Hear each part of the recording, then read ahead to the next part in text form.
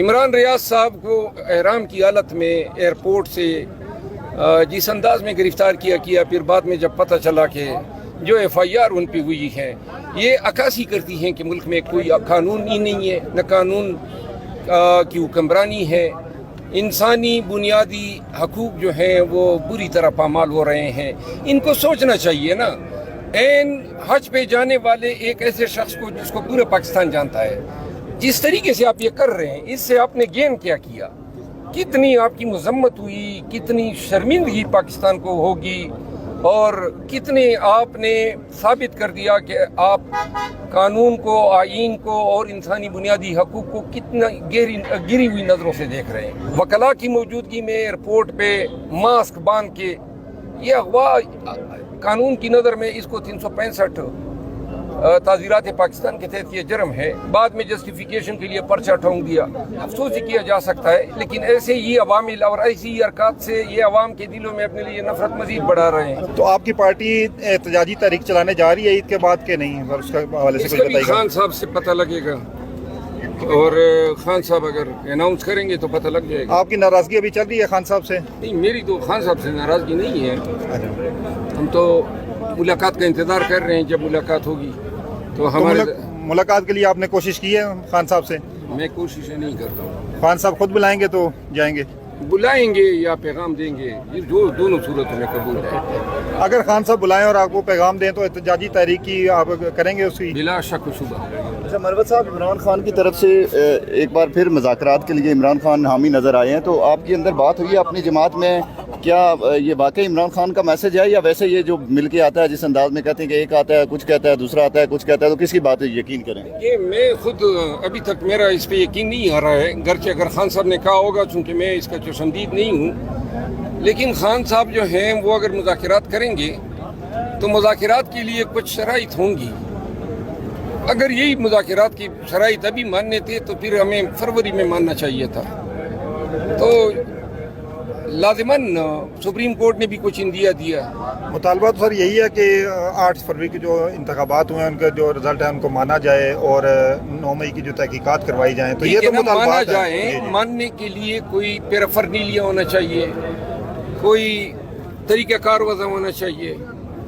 اب 8 فروری کے جو مینڈیٹ 9 فروری کچھ ہو رہی ہوا، اس کا ایک شارٹ راستہ وہی ہے جو 2014 میں اس وقت کے سپریم کورٹ کے جج جسٹس ناصر ملک صاحب کی سربراہی میں جو کمیشن بنا تھا، ایک کمیشن بنا دیں، 1 ہفتے کا کام ہے، سارے فارم 47 کا جو ہے وہ بخیے ادھیڑ دیے جائیں گے۔ یہ دیکھیں نا، اسلام آباد ہائی کورٹ میں کیا تھا، فارم 47 جب این فیصلے کے سٹیج پہ آ گیا، انہوں نے درخواست دی، الیکشن کمیشن جو ہے وہ سپریم کورٹ بن گئی اور کہا جی کہ جہانگیر صاحب سے ہم یہ الیکشن عذرداریاں ٹرانسفر کرتے ہیں۔ ٹربیونل چینج کریں۔ یہ واحد چیز ان کی کامیابی اسی میں ہے کہ کسی طریقے سے انتخابی عذرداریوں کو طوالت دے، اور یہ طوالت کے یہی طریقے ہیں۔ آرڈیننس جاری کیا، ریٹائرڈ جج صاحبان متعارف کرا دیے، یہ اتنے بھونڈے طریقے سے مینڈیٹ کی چوری کو قائم و دائم رکھنے کے لیے ہر وہ اقدام کر رہے ہیں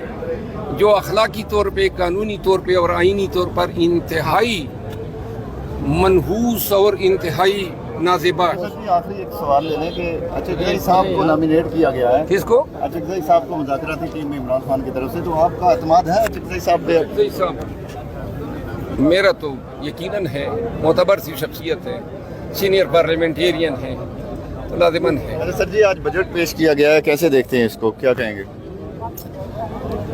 دیکھیں، یہ آج جو شخص وزیر اعظم کی کرسی پہ ایوان میں بیٹھا تھا، یہ ایم این اے تو نہیں ہے اور وزیر اعظم بن گیا ہے، اور اس طرح 80 اور بے روپیے اس ایوان میں بیٹھے تھے، تو اس حکومت کا بجٹ پیش کرنے کا کوئی اخلاقی قانونی جواز نہیں تھا۔ اب یہ جو بجٹ انہوں نے پیش کیا ہے، اور یہ بجٹ بائنو انہی اقدامات کے تحت پیش کیا گیا جو آئی ایم ایف نے ڈرا کیے تھے۔ آئی ایم ایف جو ہیں اب ہمارے ہاں ٹوتھ برش، چینی، روح افزا، سبزیاں، ان کی قیمتیں جو ہیں تعین کر رہی ہیں، تو پھر گورنمنٹ کا تو کوئی فائدہ ہی نہیں ہوا۔ اور جو ٹیکسیز عوام پہ لاگو ہوئے ہیں، اس مقابلے میں جو انہوں نے پنشن میں 15% اضافے کی تجویز دی ہے، وہ اونٹ کے منہ میں وہ کہتے ہیں نا زیرے کے برابر ہے۔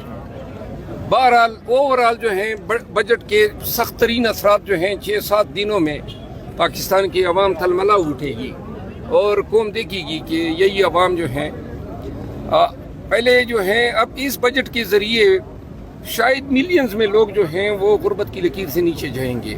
سر پیپلز ریلیف کوئی نہیں ہے۔ سر پیپلز پارٹی نے پہلے جو ہے وہ بائیکاٹ کا اعلان کیا، بعد میں علامتی طور پہ اپنے 2 بندوں کو بھیج دیا، اب بجٹ بھی پیش ہو گیا ہے، تو کیا کہتے ہیں کہ بعد میں جب بجٹ منظور ہوگا تو پیپلز پارٹی ان کا ساتھ دے گی یا آپ کا ساتھ دے گی؟ لیکن پیپل پارٹی اس موقع پہ یہ جو کر رہی ہے یہ بلیک میلنگ کے زمرے میں آتی ہے، یعنی ساری گورنروں کے نشستیں لے لی، کے پی میں پرچی پہ گورنر، لاہور میں گورنر، صدر کا منصب لے لیا، آگے سے کہتے ہیں وزارت بھی ہم نہیں لے رہے ہیں تاکہ الزام ہم پہ نہ آئے، اور اب جو ہے بجٹ کا انہوں نے بائیکاٹ کیا، واضح ہیں کہ یہ اپنے مطالبات منوانا چاہتے ہیں، تو لہٰذا یہ کوئی پازیٹیو کوئی جمہوری قدر یا پیش رفت نہیں ہے پیپل پارٹی کے پارٹ پہ۔ آپ ان کے ساتھ ہی ہیں تو ڈٹ کے ان کے ساتھ کھڑے رہو۔ یہ کیا بات ہوئی کہ بجٹ پہ آپ نے پھر اپنے لیے کوئی اگاڑی کرنی ہے؟ آپ کیسا مانتی جی عوام دوست بجٹ ہے یا نہیں؟ کون سا عوام دوست؟ جو کرسی پہ بیٹھے وہ عوام دوست ہیں؟ وہ تو عوام کی ووٹ کے ذریعے نہیں آئے نا، وہ تو آئے ہیں فارم 47 کے ذریعے ڈیل کر کے، تو پھر وہ جو فارم 47 والے جو ڈیل کر کے آئے ہیں وہ عوام دوست بجٹ کیسے دیں گے؟ ان کو تو خود نہیں پتا کہ انہوں نے بجٹ کیسے بنایا ہے۔ مجھے بجٹ میں آپ کو ایک ریلیف بتا دینا جو انہوں نے عوام کو دیا، کوئی ایک ریلیف مجھے بتا دیں۔ میڈم وہ فاٹا فانا کے جو لوگوں کو وہاں کی صنعتوں کو ٹیکس چھوٹ دیا گیا ہے حکومت کی جانب سے، یہ خوش آئین اقدام ہے؟ ٹیکس چھوٹ کبھی بھی نہیں دیا گیا تھا۔ نہیں، میری بات سنیں، سن تو لینا، فاٹا مرجر جب ہوا تھا، فاٹا مرجر کے اندر یہ لکھا گیا تھا کہ فاٹا کو چھوٹ ہوگی ٹیکس کی۔ صابن ہو گیا یا شیمپو ہو گئے، مطلب ہے ہر وہ چیز جو روزمرہ استعمال میں آتی ہے وہ انہوں نے مہنگی کر دی ہے، اور سستی کوئی چیز نہیں ہوئی ہے۔ ٹیکسز جو انہوں نے انڈائریکٹ عائد کی ہے اس کا بھی خمیازہ عوام کو بھگتنا ہوگا۔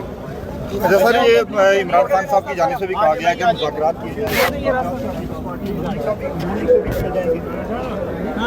میں اس حوالے سے آگاہ نہیں ہوں، کیونکہ خان صاحب نے اگر ایسی کوئی بات کی ہے تو مجھے اس کا علم نہیں ہے۔ تو آپ کی پارٹی احتجاجی تحریک چلانے جا رہی ہے عید کے بعد کہ نہیں؟ سر اس کے حوالے سے اس کچھ کا بھی بتائیے گا۔ خان صاحب سے پتہ لگے گا، اور خان صاحب اگر اناؤنس کریں گے تو بہت شکریہ، تھینک یو۔ نہیں بس ٹھیک ہے، عمران ریاض کا ہو گیا نا، یہ اچھی بات ہے۔